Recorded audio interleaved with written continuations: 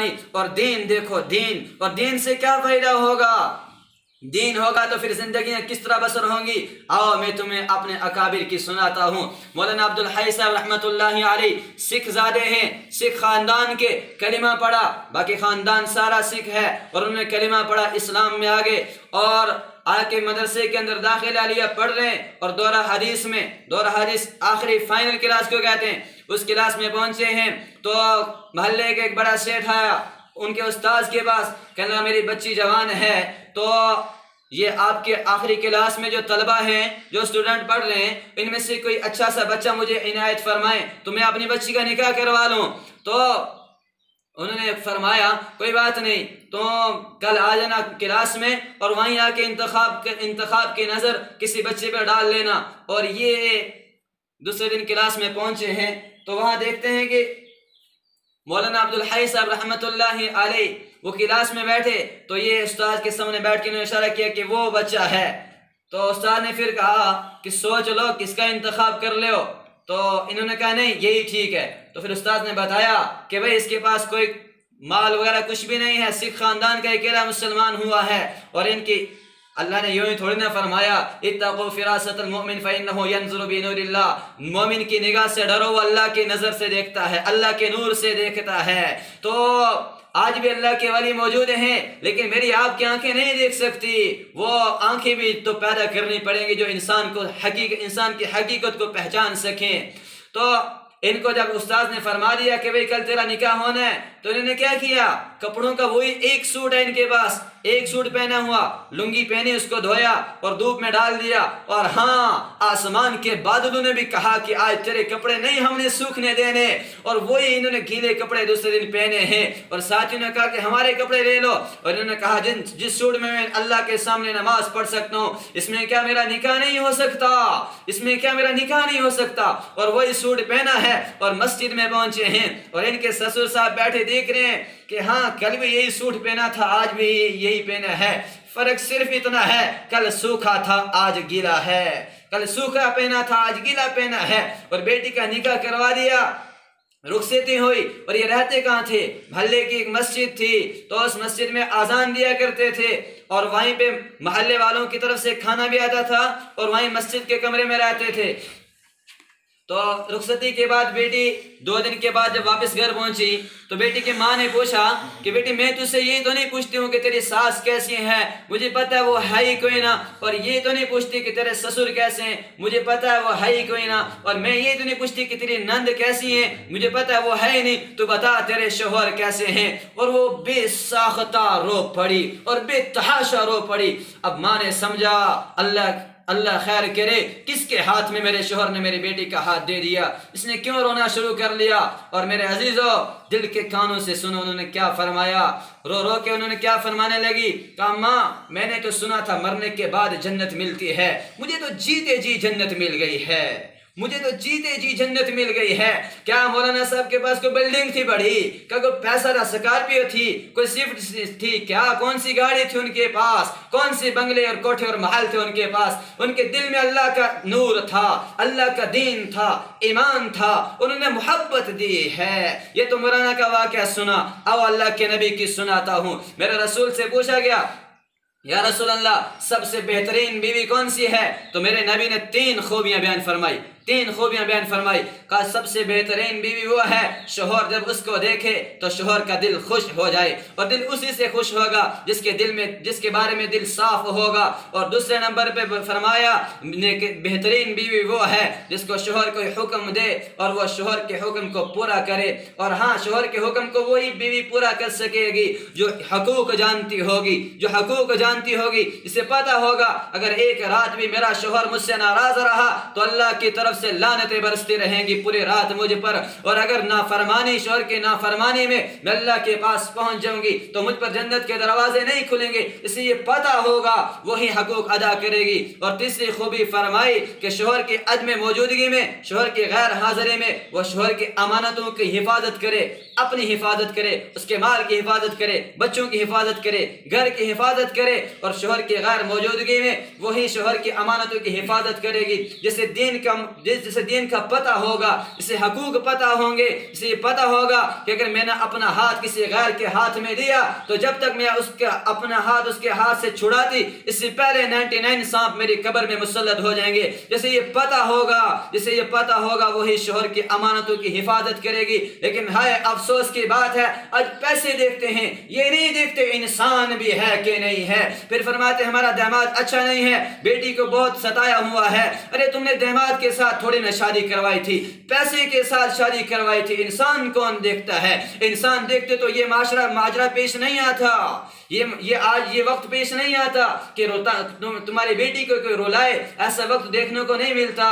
اگر انسان دیکھا ہوتا تو میرے نبی نے دونوں کے حقوق بیان فرمائے۔ خالی دیندار رشتہ دیکھنے سے بھی کام نہیں چلے گا، دیندار رشتہ دیکھنے سے بھی کام نہیں چلے گا، شوہر پر بھی کچھ حقوق ہیں جو ادا کرنے پڑیں گے۔ ایک صحابی آئے، یا رسول اللہ بیوی کے ہم پر کیا حقوق ہیں؟ تو میرے نبی نے فرمایا جو خود کھاؤ انہیں بھی وہی کھلاؤ، اور جہاں خود رہو انہیں بھی وہیں رکھو، اور آگے کی سنو، انہیں مارو مت، اور آگے کی سنو، انہیں تانا مت دو، انہیں برے لقب سے نہ پکارو، ان سے پیار سے رہو، محبت سے رہو۔ اور بیوی کے حقوق شوہر کو یہ بتائے، اور بیوی کو کیا کہا؟ میرے رسول نے فرمایا 3 انسان ایسے ہیں اللہ ان کی نمازیں قبول نہیں کرتا۔ میرے نبی نے فرمایا الصلاۃ تنہی عن الفحشاء والمنکر، نماز جو ہے وہ نیکیوں کی طرف لاتی ہے اور برائی سے روکتی ہیں، لیکن آج ہماری عمریں گزر چکی ہیں، نماز پڑھتے پڑھتے ہمارا ماتھا گس گیا ہے لیکن برائی سے نہیں رکے، مسجد کے دروازے سے باہر قدم رکھا اور ہاں السلام علیکم، جھوٹ شروع۔ کیوں ایسا ہو رہا ہے؟ ہماری نمازیں قبول یا تو قبول نہیں، یا تو ہمارے اندر ایسے عیب ہیں جن کی وجہ سے اللہ ہماری نمازیں قبول نہیں کرتا ہے، اور یا پھر ہم نے کسی سے نماز سیکھی نہیں، ہمیں پڑھنے نہیں آتی، کوئی نہ کوئی خامی تو ہم میں بھی ضرور ہے۔ تو میرے نبی نے پہلا انسان فرمایا جس کی اللہ تعالیٰ نماز نہیں قبول کرتا، جو کسی قوم کی سرداری کر رہا ہو اور قوم کے نچلے افراد اس سے راضی نہ ہوں۔ پھر بتاتا ہوں، جو کسی قوم کی سرداری کر رہا ہو اور قوم کے نچلے افراد اس سے راضی نہ ہو، میرا اللہ اس کی نماز قبول نہیں کرتا ہے۔ اور وہ گھر کا بھی بڑا ہو سکتا ہے، گھر کا بڑا ہے، باپ ہے یا دادا ہے، گھر والے اس کے اخلاق سے محفوظ نہیں ہیں، اس کی تنگ زبان سے محفوظ نہیں ہے، کھوری زبان سے محفوظ نہیں ہے، اور گھر والے اس کی جو ہے کہ مار پٹائی سے محفوظ نہیں ہیں، گھر والے اس سے راضی نہیں ہیں، میرا اللہ اس کی نمازیں قبول نہیں کرتا، میرا اللہ اس کی نمازیں قبول نہیں کرتا۔ اور دوسری وہ بیوی جس کی اللہ نمازیں قبول نہیں کرتا، جس کا شوہر اس سے ناراض ہو، میرا اللہ اس کی نمازیں قبول نہیں کرتا۔ اور تیسرا وہ آدمی جو قطع تعلقی کرنے والا ہو، رشتہ داروں سے تعلق توڑنے والا ہو۔ اور پھر میرے رسول نے فرمایا یہ باتیں یاد رکھو، گھر میں جا کے اپنے عورتوں کو بتاؤ، بچیوں کو بتاؤ، خود سوچو، خالی نماز روزے کا نام دین نہیں ہے، یہ چیزیں جب تک اندر نہیں آئیں گی یہ زندگی ہماری جہنم بن کے رہ جائے گی، اور ہاں میرے نبی کی سیرت اپنائیں گے تو یہاں بھی جنت کا مزہ آنے لگے گا۔ میرے نبی نے فرمایا عورتوں سے کہ تم استغفار زیادہ کیا کرو، اس لیے کہ تمہیں جہنم میں زیادہ جاتے دیکھا میں نے معراج کے موقع پر۔ تو ازواج مطہرات میں سے کسی نے پوچھا یا رسول اللہ کیوں، ہم نے اتنا کیا جرم کر دیا؟ تو میرے نبی نے فرمایا تم اکثر اپنے شوہروں کی شکایت اور شکوہ کرتے ہو، بیویاں عورتیں اپنے شوہر کی ناشکری ہوتی ہیں، اس وجہ سے جہنم میں، اس عیب کی وجہ سے جہنم میں زیادہ عورتوں کو جاتے ہوئے میں نے دیکھا ہے۔ اور میرے نبی نے فرمایا جو عورت ناشکری ہو اپنے شوہر کی، کل قیامت کے دن میرا اللہ اس کی طرف نظر کرم نہ فرمائے گا، میرا اللہ اس کی طرف دیکھے گا بھی نہ۔ اور ہاں افسوس سے کہتا ہوں کہ ہمیں بھی تو بیوی کا شکر ادا کرنا چاہیے۔ 20 25 سال ہمارے گھروں میں ہو جاتے ہیں، ہم ایک بار بھی محبت سے اسے نہیں پکارتے، پھر ہم اپنی زبان سے یہ کہتے ہیں کہ ہماری بیوی بچوں کی تربیت نہیں کر رہی، ہم نے اسے کون سی محبت دی ہے؟ وہ جیل میں آئی ہے، افسوس سے کہتا ہوں وہ جیل میں آئی ہے، اسے دلہا نہیں ملا، اسے صوبیدار صاحب ملے ہیں جو ہر وقت پٹھائی اور ہر وقت ڈانٹ چلتی ہے۔ اور ہاں افسوس کے ساتھ کہتا ہوں ڈاکٹر عبدالحی صاحب پاکستان کے رحمت اللہ علیہ ایک بار ایک مرید کے یہاں دعوت میں گئے اور کھانا کھایا اور کہا اس بچی کو پردے میں بلا، میں کچھ کہنا چاہتا ہوں۔ اور جب پردے میں ان کو بلایا گیا تو کہا بچی بہت اچھا کھانا تو نے بنایا تھا، جزاک اللہ۔ اتنی بات کہنی تھی کہ وہ بے ساختہ اور بے تحاشا رو پڑی۔ اب انہوں نے سوچا کہ میں نے ایسی کون سی بات بیٹا تجھے بولی کہ تو رو رہی ہے؟ کہا میں اس لیے رو رہی ہوں کہ مجھے آپ کے اس مرید کے گھر 25 سال ہو گئے ہیں، مجھے اس کے گھر آج تک اس نے ایک بار بھی مجھے نہیں کہا کہ تو نے بہت اچھا کھانا بنایا ہے۔ تعریف تو حق ہے، تعریف حق ہے، اور پھر محبت حق ہے۔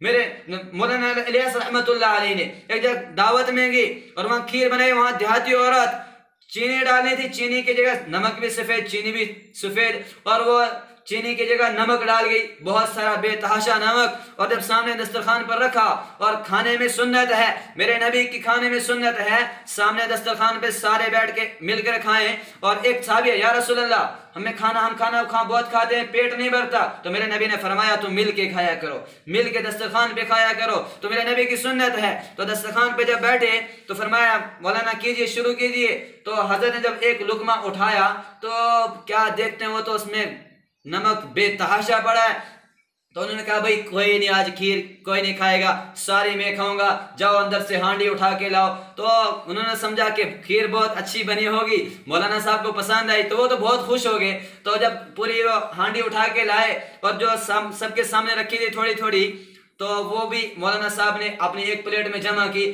اور ساری ہانڈی خود کھا گئے۔ اور جب لاسٹ میں وہ بیچاری عورت کو کچھ یاد آیا، اس نے ہانڈی سے لگی ہوئی تھوڑی سی اتاری اور زبان پہ جو رکھی، تو اللہ، اس میں تو چینی کی بنا نمک ڈالا ہوا۔ تو ایسے عیب چھپانے والے بنو، ایسے عیب چھپانے والے بنو۔ میرے رسول نے کبھی کھانے میں عیب نہیں نکالا۔ حضرت عائشہ رضی اللہ فرماتی ہیں کبھی عیب نہیں نکالا، اچھا ہوتا تو کھا لیتے، اچھا نہیں ہوتا تو نہیں کھاتے۔ پھر تعریف کرو، بیوی کی تعریف کرو، بچے ہیں ان کی تعریف کرو، انہیں محبت دو، انہیں محبت دو۔ میرے اللہ نے ایک لفظ قرآن میں ارشاد فرمایا، ہائے ہائے میں اللہ پر قربان، سچ میں اگر آپ عربی سمجھتے نا کلیجہ پھٹ کے باہر آ جاتا۔ انتم لباس لکم وہن لباس لکم، انتم لباس لہن وہن لباس لکم۔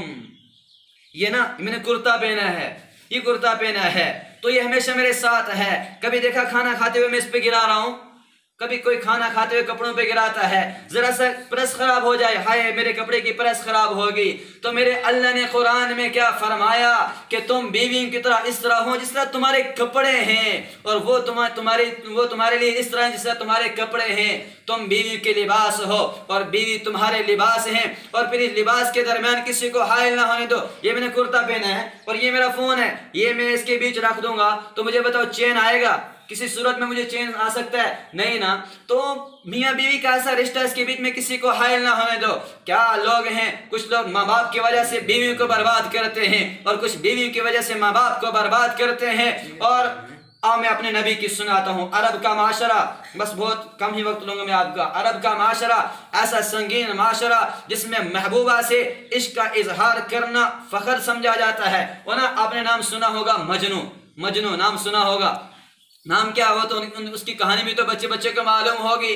اس کو نا اس کے والد صاحب لے گئے حرم، کہا بچے تو یہاں دعا کر، اللہ سے توبہ کر، اللہ سے معافی مانگ کہ تو غیر اللہ سے محبت کرتا ہے۔ تو میں سناؤں انہوں نے کیا کہا، ہاتھ اٹھائے، اللہم انی تبت من کل معاصی الا حب لیلا۔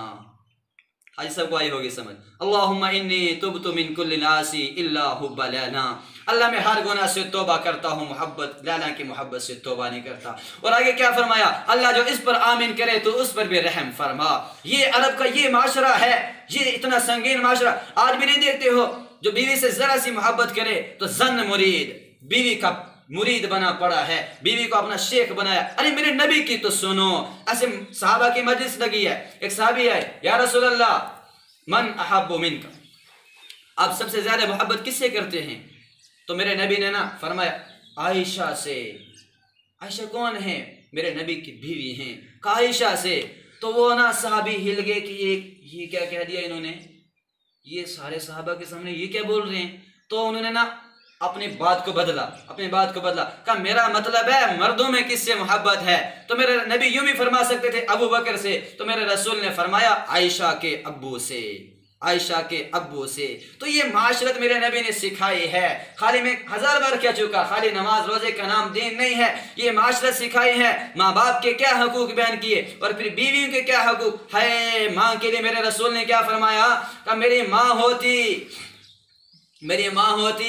اور میں نا مغرب کی نماز میں اللہ اکبر نماز نیت لیتا اور میں شروع کرتا الحمدللہ رب العالمین، اور ادھر سے میری ماں بولتی محمد اور میں کہتا لبیک، میں نماز توڑ دیتا اور ماں کی بات سنتا۔ اور باپ کے لیے کیا فرمایا، باپ تیری جنت کا دروازہ، اور خود ہائے وہ نبی جو رحمت للعالمین، ہاں اللہ کو پانے کے لیے حبیب اللہ پر کیا کیا دکھ گزرے ہیں سناتا ہوں میں آپ کو۔ باپ دیکھا کوئی نہ، اور ماں ہے، اور ماں بھی اللہ نے کہاں چھین لی، واہ میرے مولا جسے حبیب بنایا اتنے امتحانوں سے گزارا، ماں کو بھی کیا چھینا۔ 6 سال کی عمر ہے، 6 سال کی عمر میں ماں کے ساتھ مدینہ گئے نانیہال، اور وہاں سے واپس پہنچے ابوا، اور ابوا کوئی 5 سٹار جگہ نہیں ہے، ایک جنگل ہے، اور کانٹ پہاڑ اور جنگل، اور آج بھی جانے والے بتاتے ہیں کہ آج کے دور میں بھی گاڑی کا راستہ کوئی نہیں ہے وہاں تک، گاڑی کا راستہ دور گاڑیاں روکتی ہیں، پھر پیدل سفر کر کے جاتے ہیں اور جا کے ان کی قبر مبارک پر سلام پیش کرتے ہیں۔ تو یہاں ساتھ میں کون ہے؟ 3 آدمی، ام احمد اور میرے نبی کی ماں ہے اور میرے نبی ہیں، 3 آدمی ہیں، اور یہاں ممکن ہے ہارٹ اٹیک ہوا ہو کیونکہ حضرت عبداللہ کی قبر کی زیارت کر کے آ رہی تھی، اور وہاں آ کے بیمار پڑی ابوا کے مقام پر، اور بولا نہیں جا رہا، سارے جسم کی طاقت کو سمیٹا اور زبان پہ لائے ہیں، اور زبان پر لا کے میرے نبی کی ماں نے 2 کلمات ارشاد فرمائے ہیں، میرا بچہ لگتا ہے میں جا رہی ہوں، لیکن میں ایک ایسا بچہ چھوڑ کے جا رہی ہوں اس سے پورا مشرق اور مغرب روشن ہوگا، اور پھر اللہ سے جا ملے ہیں، اور 6 سال کا بچہ، اسے کیا پتا میرے ساتھ کیا ہونے والا ہے، اور یوں ماں کے گلے کے ساتھ میرے رسول چپٹے ہیں، اور اماں تجھے تو پتا ہے تیرے سوا میرا کوئی نہیں ہے، تو بھی چھوڑ کے چلی گئی، اور پھر مجھے نہیں پتا قبر کس نے کھودی ہوگی، وہاں تو مدینہ بھی دور ہے اور مکہ بھی دور ہے، اس سخت پہاڑ پر قبر کس نے کھودی ہوگی، ممکن ہے کوئی قافلہ آنے جانے والا ہو، ام ایمن نے ان کی منت کر کے کھودائی ہو، اور پھر قبر کھودی، میرے رسول کی ماں کو قبر میں اتارا گیا، اور ام ایمن نے زبردستی پکڑا اور آگے تک لے گئی، اور میرے رسول نے ام ایمن کے ہاتھ سے ہاتھ چھڑائے ہیں، اور پھر آ کے ماں کی قبر کے ساتھ یوں لپٹے ہیں، اور ام ایمن پیچھے مڑ کے دیکھتی ہے میرے نبی غائب ہیں، اور پھر جا کے دیکھتی کیا ہیں، ماں کی قبر کے ساتھ لپٹے ہوئے، اماں تجھے تو پتا ہے تیرے سوا میرا کوئی نہیں ہے، تو بھی آج مجھے چھوڑ کے چلی گئی۔ میرے اللہ نے فرمایا فَأَمَّا الْيَتِيمَ فَلَا تَقْهَرْ، میرے نبی یتیموں کو جھٹکنا نہیں، یتیموں کے ساتھ اچھا سلوک کرنا، کیوں؟ میرے نبی کو یتیم اس لیے پیدا کہ یتیموں کا درد آنا چاہیے۔ ہائے ایک بات سناؤں، میرے نبی نے یتیموں کے ساتھ کیا کیا، آج کا دن ہے، آج کا ہی دن ہے، عید کا دن ہے، تو میرے نبی حجرہ مبارک سے باہر نکلے، باہر چل رہے ہیں، تو دیکھتے ہیں چند بچے کھیل رہے ہیں، ایک بچہ مایوس ہو کے بیٹھا، کھیل نہیں رہا، تو میرے رسول نے پوچھا بچے تو کیوں نہیں کھیل رہا؟ تو اس نے کہا میں کیسے کھیلوں، ماں تو ہے ہی کوئی نہ، اور باپ بھی جنگ میں شہید ہو چکے ہیں، میرے ماں باپ کوئی نہ، مجھے نہلانے والا کوئی نہ، خوشیاں منانے والا میرے ساتھ کوئی نہیں ہے، تو میرے رسول نے اسے اٹھایا، سینے سے لگایا اور گھر لے کے گئے، اور امی عائشہ سے پوچھا، فرمایا عائشہ اس بچے کو نہلا کے تیار کرو، اور بچے کے سر پہ ہاتھ رکھا کہ بچہ کیا تجھے یہ پسند نہیں ہے، میں محمد تیرا باپ اور یہ عائشہ تیری ماں ہو، اور پھر اس کو نہلایا، سرما لگایا، نئے کپڑے لگائے، اور میرے رسول نے اپنے کندھے مبارک پر بٹھایا اور مسجد نبی کے راستے میں چل رہے ہیں۔ ہائے آج مدینہ کی پوری بستی کے بچے تمنا کر رہے ہیں کاش ہمارے سروں سے ہمارے باپ کا سایہ اٹھا ہوتا، ہم بھی نبی کریم صلی اللہ علیہ وسلم کے کندھوں پر آج سواری کرتے۔ اور آگے کی سنو، مسجد نبی میں تشریف لائے اور وہ بچہ اترنا چاہتا تھا، تو میرے نبی نے فرمایا، وہ اس نے سمجھا ممبر پہ جا رہے ہیں تو اترنا چاہا، میرے نبی نے فرمایا نہیں اپنی جگہ روک کیوں، آج آپ کو نیچے نہیں بٹھایا جائے گا، اور میرے رسول نے یوں لائے ممبر پر آ کے بچے کو ساتھ میں بٹھایا ہے، اور یوں یتیموں کا درد میرے اللہ نے اپنے نبی کے اندر ڈالا، اور پھر یتیموں کے ساتھ ایسا سلوک کر کے گئے ہیں، اور یہ ہیں کیسے نبی؟ بس آخری بات عرض کرتا ہوں، جب دنیا میں آئے ہیں تو جو ہی پیدا ہوئے تو داعیہ کے ہاتھ سے یوں پھسلے، اور میرے نبی نے جیسے بڑے انسان سجدہ کرتے نا، بڑا آدمی جس طرح سجدہ کرتا ہے، ایسے میرے نبی نے لمبا سجدہ کیا اللہ کے حضور، اور قیامت تک آنے والی امتوں کو بتا دیا کہ میں سجدوں والا نبی ہوں، میں سجدے لے کر آیا ہوں۔ ہے کتنا پیارا نبی ہے۔ میرے اللہ نے کسی نبی کی رسالت پر قسم نہیں کھائی، میرے آپ کے رسول کی رسالت پر قسم کھائی ہے، یاسین والقرآن الحکیم انک لمن المرسلین، اور کسی نبی کی عمر کی قسم نہیں کھائی، میرے تیرے رسول کی عمر کی قسم کھائی، ولعمرک، اور کسی نبی کے قرآن، میرے کسی نبی کی کتاب کی قسم نہیں کھائی، میرے تیرے نبی کے قرآن کی قسم کھائی، قاف والقرآن المجید، اور کسی نبی کے شہر کی قسم نہیں کھائی، میرے آپ کے رسول کے شہر کی قسم کھائی ہے، وہذا البلد الامین۔ اور یہ نبی جب یہ دنیا سے جا رہے ہیں، آخری بات عرض کر رہا ہوں، سونے والے جاگیں، دھیان سے سنیں، جب آخری وقت دنیا سے جا رہے ہیں تو جبرائیل علیہ السلام آئے، یا رسول اللہ آپ کی ملاقات کا شوق رکھتے ہیں، تو میرے نبی نے فرمایا میں نہیں ایسے جاؤں گا، پہلے جاؤ اللہ سے پوچھ کے آؤ میری امت کے ساتھ کیا کرے گا۔ ہائے ہائے، میرے نبی کو پتا تھا حسین کو میری قوم ٹکڑے ٹکڑے کر کے بانٹے گی، اور میرے رسول نے نا ہاتھ اٹھائے، کس کے لیے اٹھائے ہیں؟ فاطمہ کے روزی کے لیے نہیں، حسن حسین کی روزی کے لیے نہیں، ان کے لیے اٹھائے تو کیا کہا؟ اللہم اجعل رزق آل محمد قوتا، اللہ آل محمد کی روزی کو تھوڑا کر دے، ایک دن کھائیں تو تیرا شکر کریں، اور ایک دن بھوکا رہیں تو تیرا شکر کریں۔ ان کے لیے ہاتھ نہیں اٹھائے، لیکن موت کے وقت بھی امت کے لیے ہاتھ اٹھائے ہیں۔ اور جبرائیل علیہ السلام واپس گئے، یا اللہ تیرے حبیب فرما رہے ہیں پہلے بتا میرے بعد میری امت کے ساتھ کیا کرے گا۔ یا تو موت کے وقت اپنی اولاد کو انسان بھول جاتا ہے، تو میرے نبی موت کے وقت ہمیں یاد کر رہے ہیں، تو میرے اللہ نے فرمایا جبرائیل جا میرے حبیب سے فرما دے میں تنہا نہیں چھوڑوں گا، میں ساتھ دوں گا، اگر اللہ اس وقت نہ فرماتے میں ساتھ دوں گا تو وہ ہوتا جو بنی اسرائیل کے ساتھ ہوا تھا۔ میرے اللہ نے فرمایا کونوا قردۃ خاسئین، کم بختو تم نہیں مانتے تو مجھے تمہاری کوئی ضرورت نہیں، بندر اور خنزیر کی شکل کے اندر میرے اللہ نے انہیں تبدیل کر دیا۔ اور پھر جب جبرائیل علیہ السلام نے یہ فرمایا تو پھر میرے حبیب نے فرمایا ٹھیک ہے اب میں چلتا ہوں، تو ملک الموت آئے اندر، کہا یا رسول اللہ اجازت ہے؟ ہے وہ دربار جہاں ملک الموت اجازت لے کے جائے۔ آگے کی سناؤں سبحان اللہ، آگے کی سناؤں، میرے نبی کے پاس جبرائیل علیہ السلام ملک الموت آئے تو انہوں نے آگے کیا فرمایا؟ یا رسول اللہ اس پوری کائنات پہ واحد ایک آپ کی ایسی ہستی ہے، میرے اللہ نے کہا پوچھ کے جانا، اجازت ہو تو لے آنا، اجازت نہ ہو تو چھوڑ کے آ جانا۔ تو میرے نبی نے فرمایا ہاں اب ٹھیک ہے، میرا اللہ میری امت کے ساتھ ہے، میرا اللہ میری امت کا ساتھی ہے، اللہم رفیقم الاعلی، میرے رب اب تو مجھے اپنے پاس بلا لے۔ لیکن ہاں آخر میں کیا فرمایا؟